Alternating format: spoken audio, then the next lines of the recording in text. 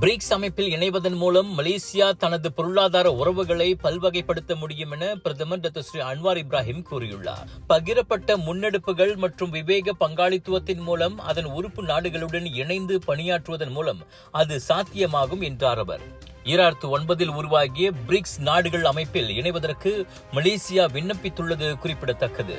இந்நிலையில் அவ்வமைப்பின் முக்கிய உறுப்பினராக இருக்கும் இந்தியாவின் செல்வாக்கு மலேசியாவின் விண்ணப்பத்திற்கு பெரிதும் உதவும். அதோடு இந்தியா மலேசியா இடையே பொருளாதார உறவை வலுப்படுத்தி புதிய வாய்ப்புகளுக்கும் ஒத்துழைப்புக்கும் வழிவகுக்கும் என பிரதமர் நம்பிக்கை தெரிவித்தார்.